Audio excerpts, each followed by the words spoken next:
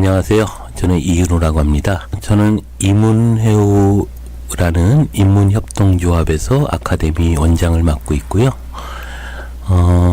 다양한 분야의 인문학 이야기들을 강의로 기획하고 있습니다. 그런 점에서 오늘은 한번 동양 사유라고 할까요? 동양 철학이라고 할까요? 그 각각을 한번 맨 첫 장에서 이야기하는 바 무엇을 얘기하려고 하는지, 그것을 이제 노자, 장자, 공자, 맹자 이런 식의 어떤 흐름을 가지고 하나씩 첫 장이 이야기하는 바, 이것을 가지고 전체를 이야기해 볼까 합니다. 사실 동양 철학에서 첫 장의 의미는 되게 중요하다고 생각합니다. 그냥 이유 없이 첫 장을 그렇게 시작하는 게 아니라 전체를 함축한다고 할까요? 이런 의미들이 좀 들어있지 않나, 이런 생각이 듭니다. 그런 점에서 보면 첫 장이 우리에게 던져주고 있는 어떤 의미들 혹은 질문들, 그 메시지들이 지금 우리가 살고 있는 이 현대에서 어떤 의미를 갖는가, 우리가 한번 생각해 보는 것도 되게 중요할 것 같다는 생각이 듭니다. 그러면 이제 오늘 노자부터 좀 시작해 볼까 하는데요. 노자의 도덕경. 아마 여러분들도 잘 아실 텐데 노자는 사실 기록이 남아있지 않습니다. 정확하게 보면 노자가 어떤 사람이었고, 언제 태어났고, 언제 죽었고, 또 어떻게 흘러갔는지 사실 이야기가 남아있는 것이 거의 없습니다. 그냥 일설에 의하면 주나라의 그 도서관장을 지냈다 그러죠. 우리로 보면 국회 도서관장 정도 될까요? 어쨌거나 주나라는 이제 황실이고 각각의 제후국이 있는데 천자가 있는 곳이죠. 거기에 이제 국립도서관장이니까 꽤 높은 벼슬이기도 했고 모든 문헌들을 다 읽을 수 있었던 사람이기도 합니다. 물론 그것이 사실인지 어쩐지 증명된 바는 없습니다. 그냥 그렇다는 거죠. 그리고 대략 한 어느 정도 살았을까를 추정하는데 일설에 의하면 160살에서 한 200살까지 살았다 그러죠. 물론 중국 사람들의 약간의 뻥이라고 할까요? 그런 것들이 좀 섞여 있긴 하지만 그만큼 비밀에 쌓여 있는 사람입니다. 근데 이 노자가 하루는 이제 주나라가 쇠해진다는 것을 깨닫게 됩니다. 그리고 나서 주나라를 떠나야겠다고 생각하죠. 그래서 이제 도서관장직을 그만두고 이제 떠납니다. 근데 떠나는 과정을 보면 정말 재밌어요. 정말 그 스토리를 잘 만들어낸 거죠. 뭐냐면 말을 타고 떠나는 것도 아니고 가마를 타고 떠나는 것도 아니고 소를 타고 떠납니다. 소를 타고 이제 주나라를 벗어나서 그때 이제 그 가장 서쪽에 있는 문이 나중에 이제 진나라의 그 성이 되는데 함곡관이라고 하는 문이 있습니다. 그곳을 나오면 이제 중원 땅을 밖으로 나가는 거죠. 그래서 중국의 그 춘추 시대의 그 마지막 서쪽 관문이라고 보시면 됩니다. 그곳을 이제 소를 타고 떠나갑니다. 그럴 때 이제 거기에 문직이죠. 근데 사실 이 관윤이라는 사람인데요. 이 관윤이라는 사람도 사실은 대단히 그 노장 철학에서는 되게 의미 있는 사람이에요. 은둔주의자입니다. 그냥 문지기로 숨어서 살고 있는 사람이죠. 대단히 학식이 높았던 사람이기도 합니다. 이 관윤이 이제 노자를 잡습니다. 잡고 이야기하죠. 스님, 이렇게 가시면 어떡합니까? 저희에게 무엇인가를, 도가 무엇인지 이야기해 주셔야죠. 이런 얘기를 합니다. 그랬더니 이제 노자가 소등에서 내려서 일필휘지로 쫙 씁니다. 그게 이제 도경과 덕경, 우리가 알고 있는 도덕경이라고 하는 거죠. 그래서 37장까지를 도경이라고 하고 그 뒤에 81장까지를 덕경이라고 하는데요. 이 도덕경이라고 하는 책을 남기게 됩니다. 사실 엄밀하게 보면 노자가 실존 인물인지 또 한 사람이 쓰여졌는지 또 실제로 그런 과정을 통해서 쓰여졌는지 밝혀진 바는 없습니다. 근데 분명한 건 그 시대에 도덕경이 있었다는 거죠. 그 책을 우리는 노자라고도 하고 도덕경이라고도 합니다. 어쨌거나 도경과 덕경을 기록하고 있었던 것이 있었고 그 도덕경은 대단히 중요한 의미를 갖습니다. 근데 조금 이야기를 약간 재미있게 하기 위해서 만들어진 것이긴 하겠지만 이제 그런 얘기를 합니다. 도덕경을 다 써주고 관윤에게 이제 도가 무엇이고 덕이 무엇인지를 다 써주고 나서 마지막으로 이야기를 하나를 덧붙입니다. 그게 첫 장이죠. 도가도 비상도여 명가명 비상명이라고 시작되는 그 첫 장입니다. 이르자면 도가도 비상도, 도라고 이야기하는 것은 진정한 도가 아니다. 이름이라고 일컬어지는 것은 진정한 이름이 아니다. 그건 사실 대단히 무서운 어떤 것이 들어있습니다. 무슨 말이냐 하면 너가 나한테 도를 얘기하라고 해서 도를 얘기했는데 그리고 나서 끄덕거린다면, 그것이 도라고 생각한다면 그것은 너는 바보야, 이런 거죠. 내가 그렇게 네가 도를 얘기하라고 해서 도를 썼는데 그것이 도라고 믿는다면 그것은 도가 아니야 라고 하는 겁니다. 그래서 뒤에 보면 이제 그 노자가 그런 얘기를 하죠. 도를 이야기할 때 상등의 선비는 도를 들으면 그것을 애써 실행하려고 한답니다. 중등의 선비는 도를 들으면 반신반의한다고 합니다. 근데 하등의 선비는 도를 들으면 깔깔깔 비우는데 그러죠. 그러면서 얘기합니다. 그런데 진정한 도는 비웃을 수 있는 도다. 도라고 하는 것은 그렇게 모두가 끄덕거리는 순간 그것은 도가 아니다.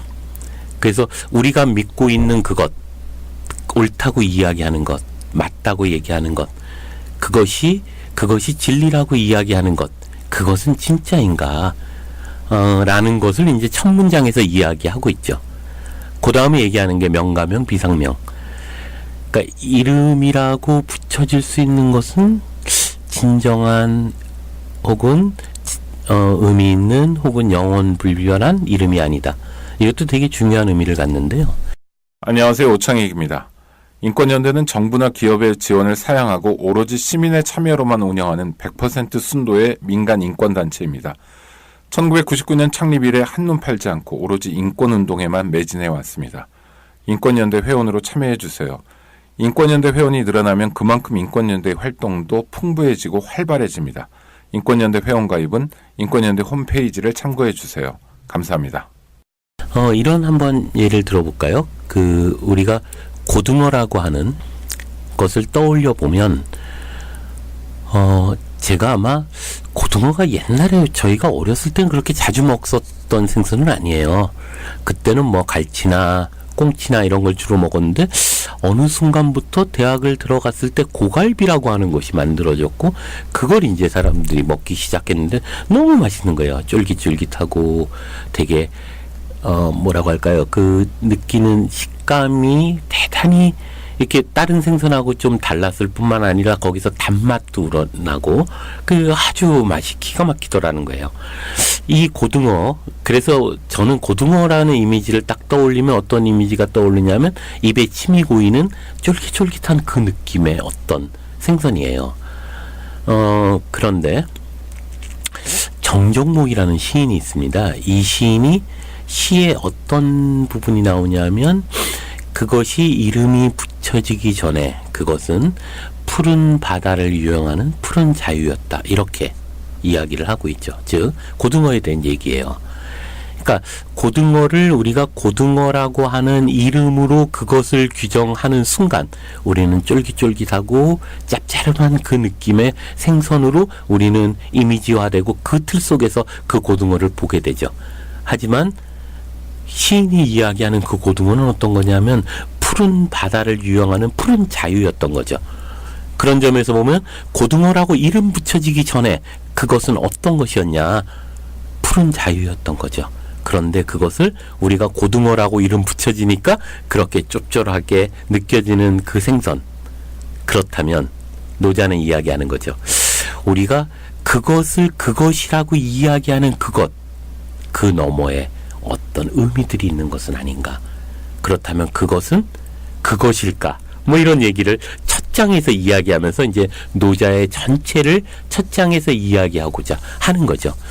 첫 장에 대한 이야기를 조금 더 읽어볼까 싶은데요. 그런 얘기를 합니다. 도가도 비상도, 명가명 비상명. 우리가 잘 알고 있는 거죠. 도라고 말할 수 있는 것은 진정한 도가 아니고 이름 지을 수 있는 이름은 영원한 이름 혹은 진정한 이름이 아니다. 그리고 나서 얘기합니다. 무명 천지지시. 이름을 붙일 수 없는 것이 천지의 원천이고 무명은 천지지시라는 거죠. 천지의 원천이고 유명. 이름을 붙일 수 있는 것은 만물지모. 만물의 모태다. 이런 얘기로 하게 됩니다. 그리고 나서 그 다음에 아주 재밌는 구절이 나오죠. 고 상무욕 이관 기묘. 뭐냐면 고로 상무. 그러므로 욕심이 없으면 이관 기묘. 그 오묘함을 볼 수 있고 상유욕 이관 기요. 뭐냐면 욕심이 있으면 그 나타냄 현상만 볼 수 있다. 이관기요라고 얘기를 하죠. 그러니까 껍데기만 볼 수 있다는 거예요. 그래서 도올 선생은 그런 얘기를 합니다. 욕심이 없으면 그 오묘함을 보고 욕심이 있으면 껍데기만 본다. 근데 이게 이제 조금 그 노자를 주의하는 선생님마다 조금 다른데요. 서강대에 계시는 최 교수님은 그런 얘기를 합니다. 여기를 이제 조금 다르게 얘기하죠. 뭐냐면 유욕 이관기요 그리고 무욕 이관기묘를 그렇게 얘기 안 하고요. 욕을 나타냄이라고 봅니다. 그래서 즉 고상 무욕 이관기묘라고 보는 거죠. 무슨 말이냐면 있음과 없음의 문제로 보는 거죠. 없음이라고 하는 것은 뭐냐면 없음이라고 하는 것은 그 오묘함이 드러나는 것이다. 오묘함이 나타내는 것이다. 그리고 있음이라고 하는 것은 뭐냐면 그 나타냄, 현상만 볼 수 있다. 이런 얘기를 합니다. 그러니까 이게 이제 그 도올 선생하고 최 교수님하고 조금 다른데요. 다른 이유 중에 하나는 어떤 것을 보고 있는 거냐면 그걸 욕심이라고 하는 의미가 아니고 있음과 없음 그 자체로 보고 있는 거죠. 그래서 그 없음이라고 하는 게 뭐냐. 그래서 그 동양 철학에서 보면 없다라는 표현은 사실 엄밀하게 보면 없죠. 없음이 아니라 없음은 없음이 아니라 있음입니다. 무엇이 있냐면 비어 있음이 있다는 거죠. 그래서 없다는 것은 무라고 하는 것은 뭐냐면 비어 있음인데 이 비어 있음은 그 안에 오묘함을 가지고 있다라는 겁니다. 그리고 있음이라고 하는 건 그 있음은 나타냄, 현상들만 보여질 수 있다라고 보고 있는 거죠. 그래서 그 다음에 조금 더 읽어보면 그 차량 자동 추리이몽 뭐냐면 두 가지는 근원이 같으나 나타나서 이름이 다르다는 겁니다. 그래서 동의지연 같이 이를 신비롭다고 말한다. 우지우현 신비롭고 또 신비로우니 중묘지문 모든 신비의 문이다. 이런 얘기를 합니다. 즉 뭐냐면 있음과 없음이라고 하는 것은 어떤 의미를 갖냐 하면 있음은 있다는 것 자체가 그 나타냄만 보이는 것이고 없음은 없는 것이 아니라 비어 있음인데 허죠. 비어 있음인데 이 비어 있음은 있음 그 너머에 보이지 않는 어떤 무엇인가를 보여주고 있고 그것은 그것 자체가 이미 오묘함을 지니고 있다는 거죠. 자, 몇 가지 이런 얘기로 좀 해볼 필요가 있을 것 같아요. 그 노자는 그런 얘기를 하는데요. 그릇인 이유는 그 그릇이 비어있기 때문이다. 그릇이 꽉 차 있으면 그릇이 아니다. 이런 얘기를 합니다. 즉 비어있다는 것은 비어있음이 그 그릇의 의미를 가지고 있다. 단지 그릇이 채워져 있는 것은 그릇이 그릇임의 나타냄을 보여줄 뿐이지 그릇의 의미는 그릇이 비어있음을 이야기한다. 그런데 이게 이제 조금 재밌게 볼 수 있는 건데요. 있음과 없음, 보여지는 것과 보여지지 않는 것에 대한 이야기를 조금 더 해볼 필요가 있을 것 같아요. 예를 들면 이런 겁니다. 우리가 갖고 있는 욕망이라고 하는 것은 어찌 보면 뭐라고 할까요? 자신의 욕망일까? 이런 거죠. 즉 우리가 무엇에 대한 욕망을 갖고 있는 것, 어떤 자동차를 타고 있는 것은 그 자동차가 내가 그 자동차를 좋아서가 아니라 타인의 욕망을 우리는 욕망하고 있는 거죠. 타인의 욕망을 욕망하면서 살아갑니다. 그렇기 때문에 우리가 어떤 가치라고 하는 것, 어떤 사물의 가치라고 하는 것은 일정한 사용 가치로서의 의미보다는 교환 가치, 그것이 얼마짜리지 하는 것 속에서 우리는 살고 있는 거죠. 하다못해 대학을 가는 것, 그리고 취업을 하는 것, 이것은 그 자체가 그가 어느 대학에서 어떤 교수님을 만나서 어떤 공부를 하고자 하는 그 의미들을 가지고 있는 게 아니라 어떤 면에서 보면 얼마짜리지로 존재하는 하나의 교환가치적 의미를 갖게 됩니다. 이 교환가치는 단순히 대학 가는 것, 내가 쓰고 있는 볼펜 하나에서도 모두 이 교환가치적 지배를 갖고 있죠. 뿐만 아니라 내가 살고 있는 집은 이게 어떤 집이고 어떤 환경 속에서 놓여져 있고 그 마을의 사람들이 어떻고 이런 것들이 중요한 건 아니에요. 얼마짜리지 하는 것이 중요해지는 거죠.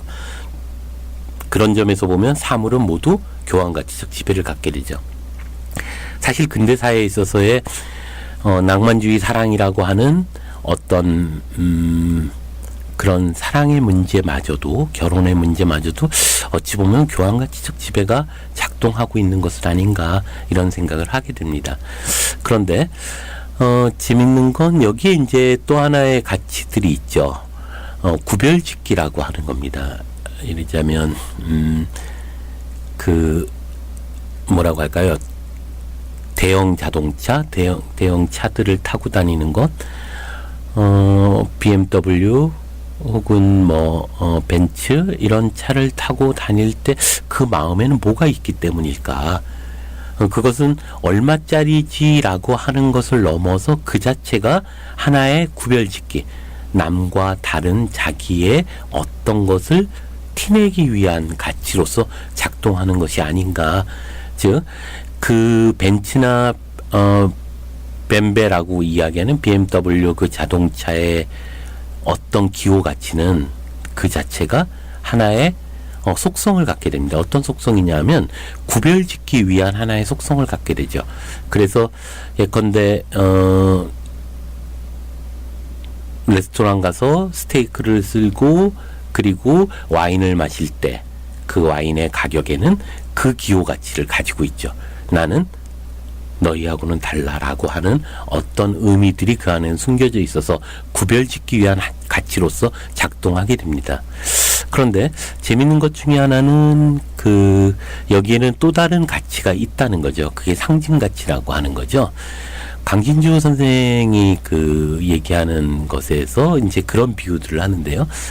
장미꽃과 다이아몬드는 그것 자체가 근본적으로 구별짓기 위한 가치들로서는 근본적인 기호 가치가 다르다. 장미꽃과 다이아몬드는. 그런데 그게 선물로 존재하는 순간 그것은 동질의 가치를 갖는다. 그게 상징 가치인 거죠. 그래서 누군가에게 주는 선물로 존재할 때 그것은 장미꽃 한 송이와 다이아몬드 하나는 그 자체가 동일한 의미를 갖고 있는 것이 아닌가 이런 생각이 들게 됩니다. 그런 점에서 보면 우리가 동일한 어떤 사건 속에서 보이는 것과 보이지 않는 것이 있죠. 예를 들면 보통 학생들의 의자의 구조를 보면 의자의 구조 자체가 하나의 이데올로기를 품고 있습니다. 이러자면 그것이 모두 선생 앞에 있는 선생을 주목하게 하고 선생이 통제 가능한 방식으로 책상은 배열되어 있습니다. 이 배열이라고 하는 것은 눈에 보이는 현상만을 보면 아무것도 아닌 것 같지만 그 안에는 숨겨져 있는 이데올로기가 있는 거죠. 기호가 그 안에는 숨겨져 있어요. 그리고 그것에 의해서 보이지 않는 것들, 즉 보이는 것 그 너머에 어떤 것에 오묘한 것들이 그 안에는 숨겨져 있습니다. 이런 생각해 보는데 여러분들 잘 아는 우리나라의 구전된 이야기 중에 인신매매범 이야기가 있습니다. 이 인신매매범 이야기는 학생들에게 제가 인신매매범 이야기가 있는데 그게 뭐냐라고 물어보면 되게 당황해요. 심청전 뭐 이런 얘기를 합니다. 근데 선녀와 나무꾼이죠. 선녀와 나무꾼에 보면 나무꾼은 선녀를 사랑했을까? 사랑했다면 사랑하는 여성의 무엇인가를 가져다가 뭐 앙탈을 부리던 교태를 부리던 선녀의 자기가 사랑하는 여자의 옷을 가져다가 해야죠. 그런데 어떤 것 하나를 집어들고 나머지 다 가라. 그리고 남는 거 내 거라고 얘기하는 그 과정이 사랑이었을까? 이런 생각이 듭니다. 그러면 선녀는 나무꾼을 사랑했을까? 사랑했다면 조금 달라졌을 것 같은데요. 뭐냐면 아이 둘을 낳고 날개옷을 보여주자마자 바로 도망가 버립니다. 뒤도 안 돌아보고 도망가죠. 선녀가 나무꾼을 사랑했을까? 사랑했다면 정말 그랬을까? 여기에는 이제 이 인신매매의 흔적들이 있죠. 뭐냐면 만일 우리가 한번 이걸 다른 이야기로 좀 꾸며보면 어느 날 사슴이 나무꾼에게 어떤 정보를 가르쳐 줍니다. 모일모시에 어떤 여성들이 와서 어쩌저쩌 하는데 우리가 거기에 무엇을 하자 이런 얘기를 합니다. 그때 이 인신매매범 두 명은 서로 합의되는 게 있죠. 어떤 합의를 보냐면 하나는 우리 철저하게 가명을 써야 된다. 나는 사슴, 너는 나무꾼. 그리고 한 명을 작살내야 된다. 절대로 무엇인가 거기에서 죄책감을 느끼거나 봐주거나 이러면 안 된다. 작살내야 된다. 이런 것들을 전제로 하고 있는 거죠. 그리고 범죄가 진행됐고 이 범죄의 결과가 우리가 알고 있는 선녀와 나무꾼이죠. 그럼에도 불구하고 이 선녀와 나무꾼의 이야기는 우리에게 되게 아름다운 이야기로 구전되고 있죠. 이유는 남성 중심 사회이기 때문입니다. 그렇기 때문에 이런 거죠. 여성들은 여성으로서 사용하는 언어들이 있죠. 예를 들면 미혼이라고 하는 이야기는 어찌 보면 대단히 위험한 이야기입니다. 미혼, 사실 미혼이 아니고 비혼이어야죠. 근데 여성은 남성들의 어떤 보조적이고 부차적인 어떤 노동을 대신하는 존재로 규정되는 순간 여성은 반드시 결혼해야 되는, 그래서 아직 결혼을 안 한 것으로 규정되기 때문에 미혼이 됩니다. 뿐만 아니라 결혼을 안 하는 여성들에게 정신병의 아주 끔찍한 학명을 부여하게 되죠. 예를 들면 히스테리라고 하는 말은 대단히 위험한 정신병 학명이에요. 근데 그것을 오로지 하나의 계층에게만 사용되고 있죠. 뭐 유부남 히스테리 이런 말 없습니다.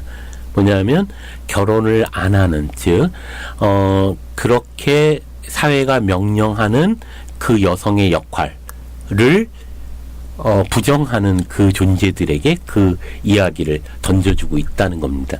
그런 점에서 보면 우리는 보이는 것 그리고 인식되는 것 그 너머에 무엇인가 오묘한 것이 있다는 것이죠. 그래서 노자는 첫 구절에서 이렇게 출발하고 있는 거예요. 뭐냐면 우리가 도라고 할 수 있는 게 정말 돌까? 우리가 진리라고 하는 게 진짜 진리일까? 우리가 그렇다고 규정할 수 있는 그 이름은 정말 그렇게 개념화하는 것은 정당할까? 그러면서 얘기하는 거죠. 우리가 보이는 것 그리고 인식하는 것 그 너머에 무엇인가 오묘한 게 있어. 그리고 그것은 어쩌면 전혀 다른 의미를 갖게 돼. 우리가 그렇게 규정해서 살기 때문에 그렇게 존재할 뿐이야. 그것이 이제 노자의 도덕경 전체를 아우르고 있는 어떤 의미를 가지고 있다고 생각합니다.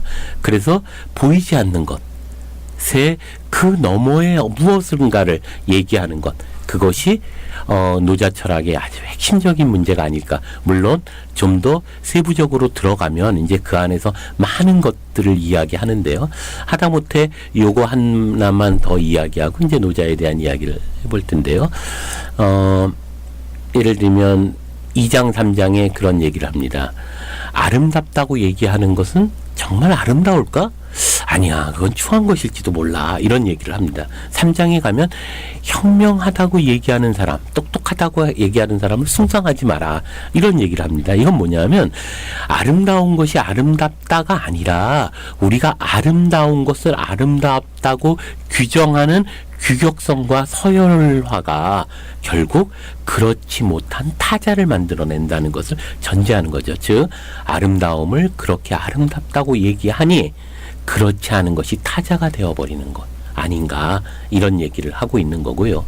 그런 점에서 보면 현명하다는 사람이 함부로 무엇인가를 하지 못하게 하라. 그것을 숭상하지 마라. 왜냐하면 이게 이제 결국 현명하다는 것을 부정하는 것이 아니라 현명하다는 것을 숭상하는 순간 여기에는 그렇게 양극화 혹은 이분법의 의미로 또 다른 타자가 만들어지게 된다라고 이야기하는 것이죠. 그래서 그것 자체가 갖고 있는 어떤 이데올로기에 대한 이야기를 하고자 했던 것은 아닐까. 그런 점에서 보면 노자의 전반적인 것은 결국 도가도 비상도요 명가명 비상명이라 라고 하는 그 이야기. 그래서 있음이라고 하는 것, 그것은 보여지는 현상만을 보여주는 것이고 없음이라고 하는 것은 그것이 그 있음의 너머에, 그 너머에 있는 무엇인가 오묘한 것을 의미하는 것은 아닌가라고 하는 것을 이제 이야기하고 있는 것은 아닌가 생각을 하고요. 그런 점에서 여러분들이 도덕경을 읽을 때 그 도덕경의 의미들에 대해서 한번 이 문제를 가지고 한번 읽어보면 어떨까 생각합니다. 있음과 없음, 보이는 것과 보이지 않는 것, 그리고 그 현상 너머의 의미들에 대해서 한번 읽는다면 노자의 도덕경이 전혀 다른 의미로 또 여러분에게 다가갈지도 모른다는 생각이 듭니다. 예, 첫 번째 이야기는 여기로 마치도록 하겠습니다. 안녕하세요. 장발장은행의 대표를 맡고 있는 홍세화입니다. 200만 원, 300만 원 벌금을 내지 못해 감옥에 갇히는 분이 매년 4만 명이 넘습니다. 장발장은행은 이분들에게 무이자 무담보로 대출을 해주고 있습니다. 장발장은행을 후원해 주시기 바랍니다. 실로 모든 게 엉망으로 치닫는 듯한 세상입니다마는 스스로 아름다워지는 데에 겸연쩍어 하지 않기를 바랍니다. 고맙습니다.